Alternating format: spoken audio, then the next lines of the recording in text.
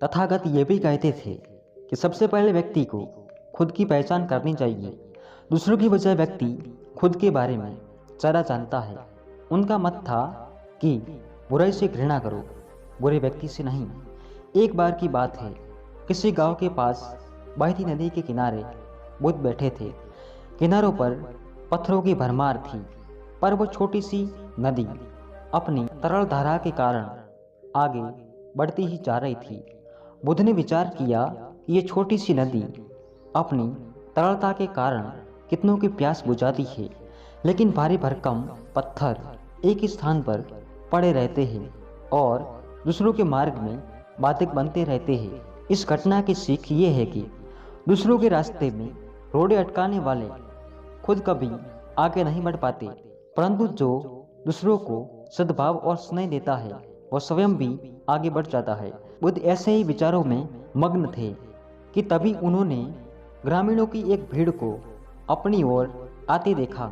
बड़ा शोर था और लोग किसी युवती के प्रति अपशब्द बोल रहे थे।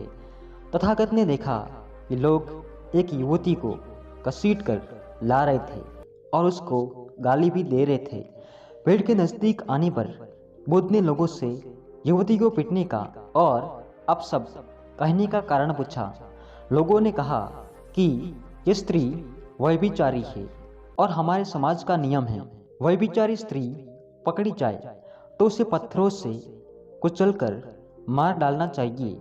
तथागत ने युवती की ओर देखा और कहा, जो तुम चाहते हो वही करो, पर मेरी एक शर्त है कि पत्थर मारने का अधिकारी वही है जिसने कभी वह विचार ना किया हो और ना ही उसके मन में ऐसे विचार कभी आए हो। इतना कहकर तथागत शांत हो गए। चारों ओर मौन था। कुछ समय बाद लोगों की भीड़ मन में पश्चाताप का भाव लिए हुए वहां से विदा हो गई।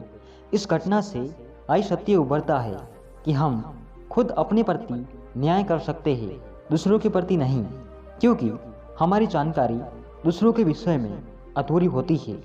यदि हम किसी के प्रति न्याय करना चाहते हैं तो उसे ऐसा प्यार और स्नेह मिलना चाहिए कि खुद ही अपने दोषों को स्वीकार कर ले और पुनः न दोहराने का व्रत ले। धन्यवाद।